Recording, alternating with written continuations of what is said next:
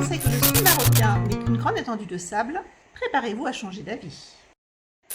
Bienvenue sur Aventure au menu. Aujourd'hui, on coupe le GPS, on oublie les zones touristiques et on vous amène sur les terres inconnues du Sud.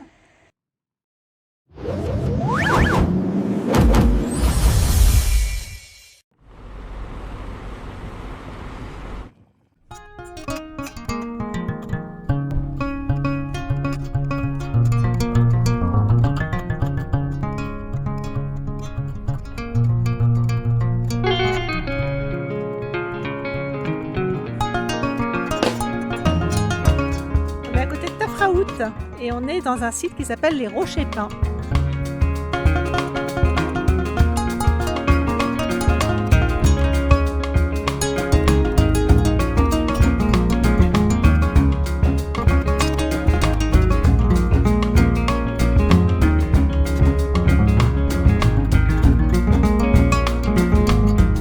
Alors, on en pense ce qu'on en veut. C'est vrai que ça défigure un petit peu quand tu arrives de loin et que tu vois comme ça ces petites taches sur la montagne. Tu dis ouais, bof, etc. Mais en fait, quand tu commences à rentrer dans le site, tu te rends compte qu'il y en a partout.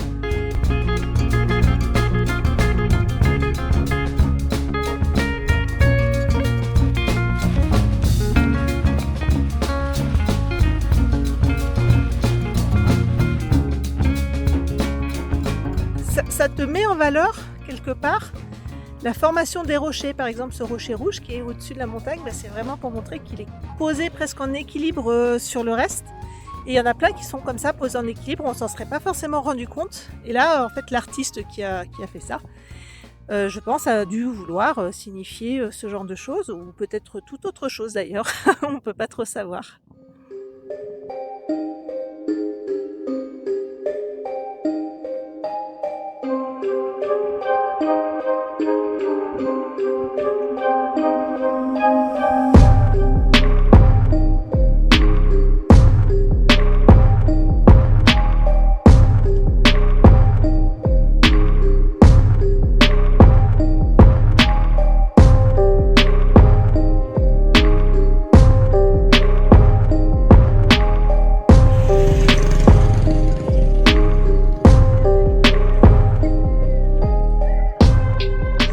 Jean Véram qui a fait ça et c'est du land art, donc installations qui sont censées être temporaires, mais de temps en temps je vois qu'ils remettent un petit coup de peinture.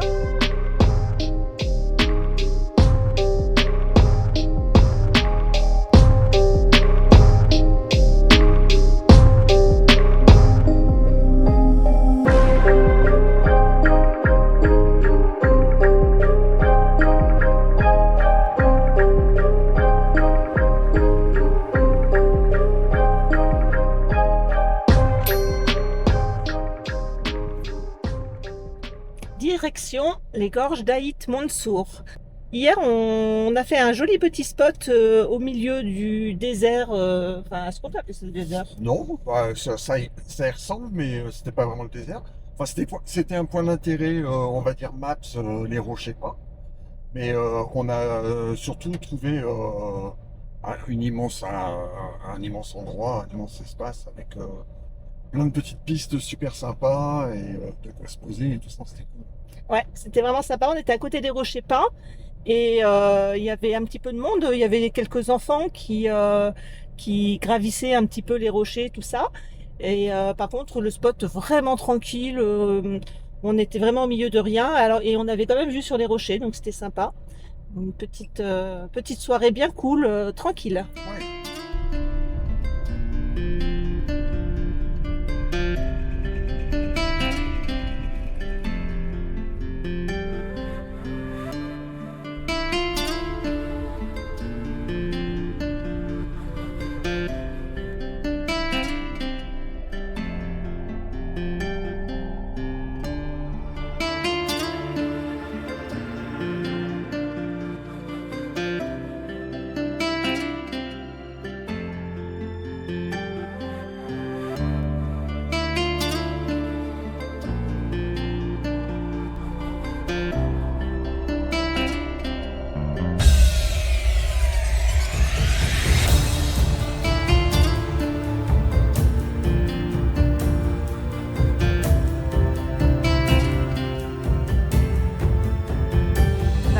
la petite route d'Aït-Montsour et ce sont des gorges avec les falaises rouges, les palmiers, c'est magnifique.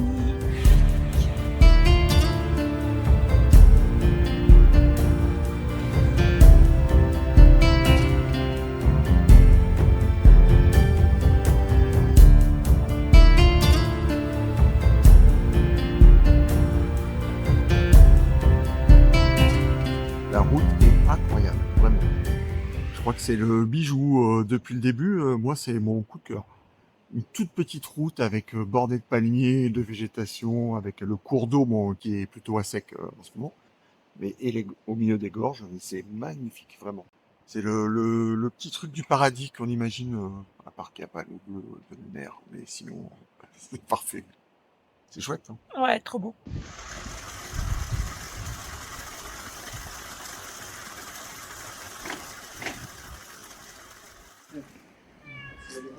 C'est cool en bord de route.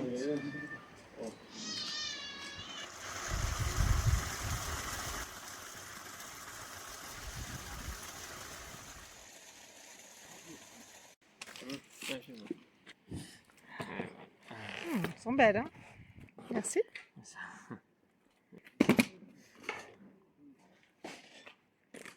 Petite salade était très bonne, au cumin, vraiment bien goûtue. J'avoue, j'avais faim. Elle est bonne.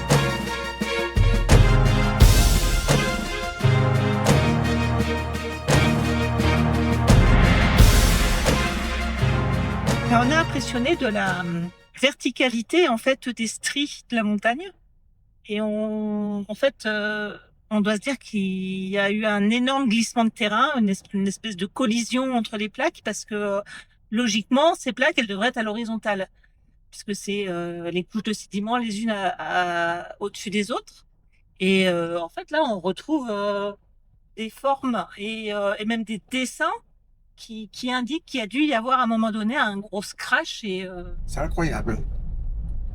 C'est impressionné, c'est le mot, mais pas que de ça, c'est de tout.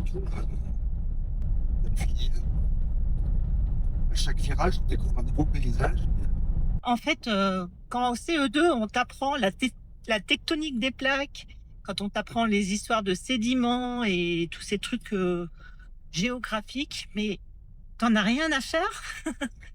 Mais quand tu le vois en vrai, J'aimerais bien me souvenir de ce qu'on m'a dit. finalement, Maintenant, j'aimerais bien là qu'il y ait un professeur qui soit calé en géologie et qui m'explique comment c'est possible ces paysages. oula, et tout cassé. C'est partout où il y a de l'eau qui passe. Alors là, on est obligé d'emprunter une route secondaire parce que la route principale, qui est juste ici, ben, elle est cassée. C'était là. Elle Oui. était là, voilà. Et on est juste en fait au niveau du torrent de la rivière. Alors, on n'imagine pas parce que c'est tellement sec qu'on peut pas imaginer que y ait à un moment donné des torrents qui se déversent, mais c'est le cas puisque ça casse les routes et ça t'oblige à faire des sacrés détours. Pour les cônes de signalisation marocains, Petit caillou sur la route. la route qui est... Oh, elle existe encore, mais alors, Ah oui, là cette fois-ci elle n'est pas cassée, mais si tu passes dessus, il ne serait pas l'achèves. recommandé de l'emprunter. Alors là, on peut vraiment dire que c'est troglodyte quand même. Presque. En tout cas, c'est vraiment construit à flanc de montagne.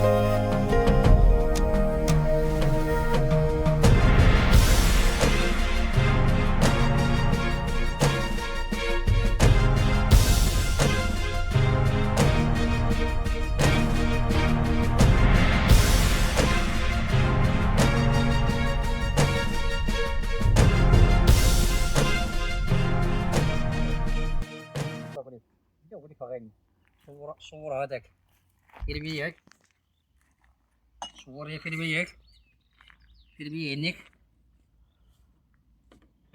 كذا هو العول يا صافي يا صور يا واش غدا صور قولي واش كاين هذا صور قولي فيها وكوي صور قولي فيها وي كابي صور ديال قولي دابا السلوس صور ديال السلوس صور ديال السجوق باللون وتلقى قولي فيها السجوق باللوني كي تظهر غير.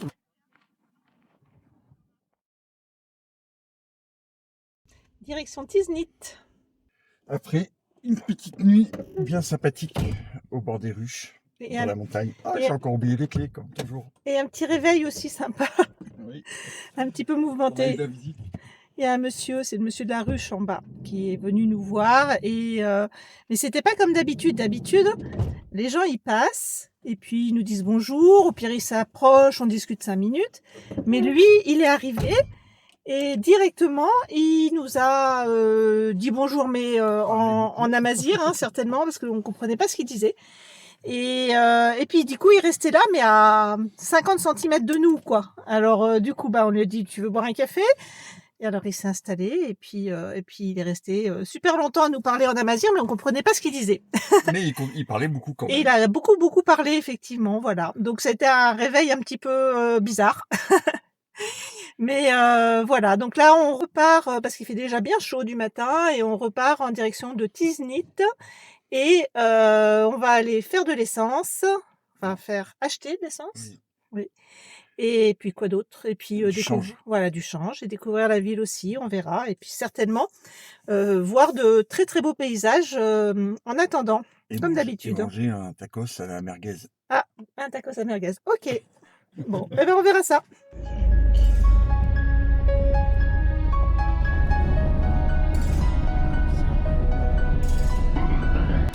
Ici, les taxis, ils sont rouges. Chaque ville, sa couleur.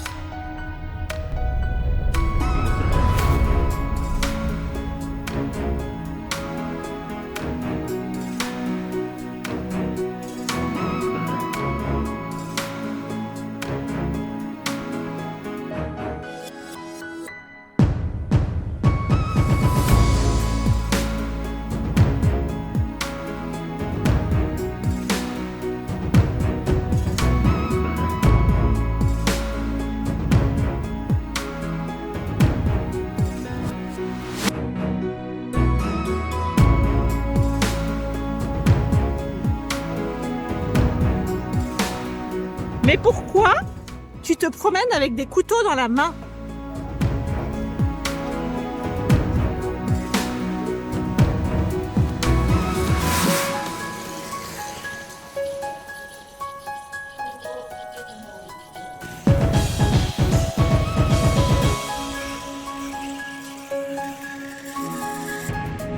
Ah, c'est une lame de rasoir.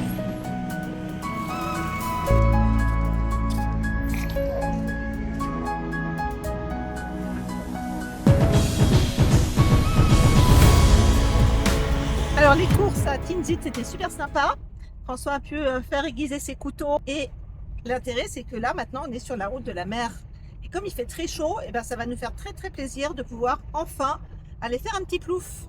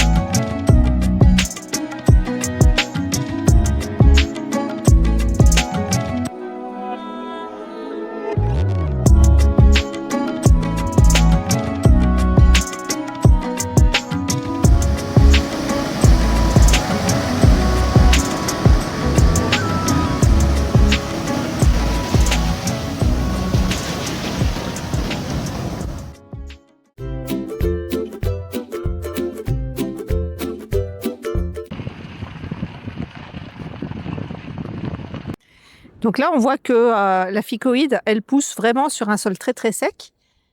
En ce moment, elle est en fleurs, donc elle fait comme des petites marguerites. C'est pour ça qu'ils appellent ça les fleurs nodales. Ces petites fleurs sont aussi mangeables, donc tout se mange dans la ficoïde. Et ce qu'on peut remarquer, c'est que lorsqu'on l'accueille, eh bien, en fait, ici, on voit qu'il y a plein de petits poils le long de la tige. Et en fait, elle paraît rouge, mais la tige est quand même bien verte. Ces petits fils-là, ils sont complètement gorgés d'eau. Donc, en fait, c'est tout en fait qui se mange, mais c'est surtout la partie haute. C'est très craquant, très salé. Du coup, je vais en ramasser de 2 sortes. Celle-ci pour la salade, parce qu'elles sont encore gorgées d'eau et du coup, elles conviendront bien pour manger directement. Là, on va retrouver de la ficoïde, mais à un autre stade. On voit qu'elle fait comme des petites capsules bien fermées ici. Et en fait, c'est parce qu'elle protège les graines qui sont à l'intérieur. Et les graines, en fait, sont protégées de la sécheresse, comme ça. Elles sont fermées hermétiquement. Et c'est lorsque il se met enfin à pleuvoir que les petites capsules vont s'ouvrir pour libérer la graine. Et comme ça permettra de ressemer et de refaire une floraison. La ficoïde glaciale comme je pensais, mais c'est des ficoïdes exactement comme les autres, mais sauf que elles sont beaucoup plus grosses et forcément encore plus gorgées d'eau. Là, j'ai la main qui est trempée juste de l'avoir ramassée et sectionnée, et c'est beaucoup plus juteux à l'intérieur. C'est vraiment limite préhistorique comme genre de texture. On dirait des petites pattes d'oie, on dirait presque que c'est vivant. Il y a une espèce de texture vraiment bizarroïde. C'est mou en fait à l'intérieur, c'est gorgé d'eau. C'est beaucoup plus acidulé et moins salé que l'autre ficoïde que j'ai ramassé hier. Et je m'imagine bien ça dans l'assiette ou voir la faire cuire avec un petit peu d'huile d'olive pour voir. Je pense que ce sera bon.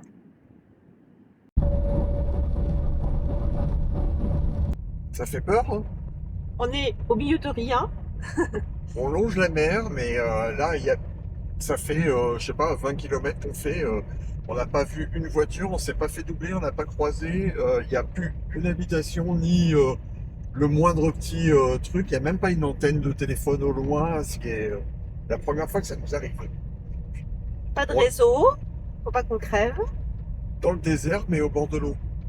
Et la seule chose qu'on voit, c'est des montagnes avec de la ficoïde dessus. Tout est rouge autour. Mais par contre, il y a une belle route. Belle route, bien entretenue, avec les glissières, tout.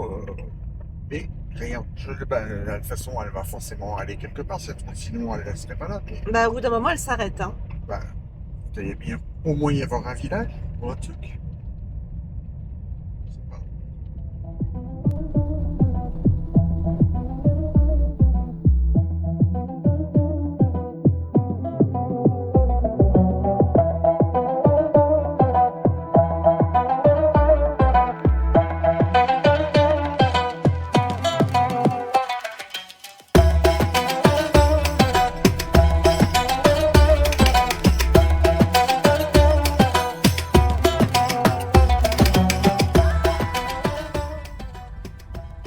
Mais pourquoi cette route n'est pas répertoriée sur Maps?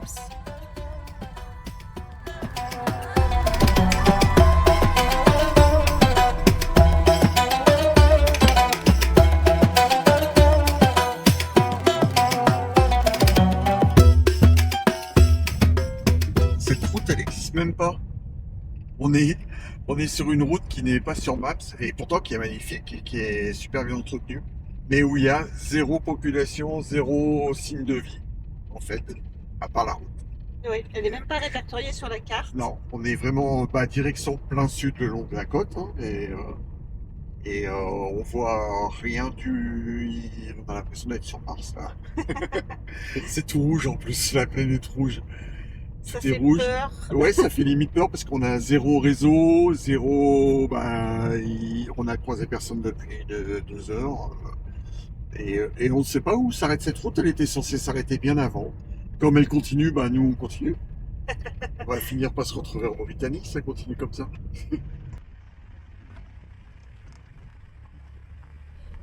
Tu crois que tu vas rentrer, toi? Ah, ça va s'ouvrir là. Allez, petite porte automatique. Il y a Ah, des mais trucs, mais il y a des trucs derrière en plus. Bah, attends, tu as vu le mur? C'est une réserve naturelle et faunique, ça s'appelle ça. Il y a des murs immenses qui vont sur des kilomètres. Et c'est là la plage blanche, donc c'est vraiment la plage blanche, c'est vraiment une réserve entière.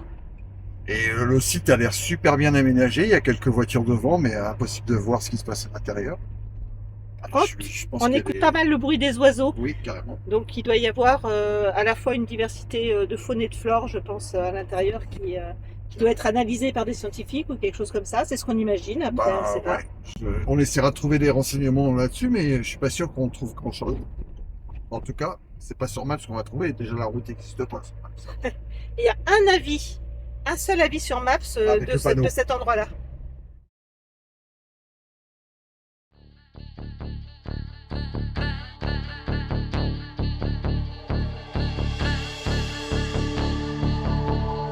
C'est un charme différent.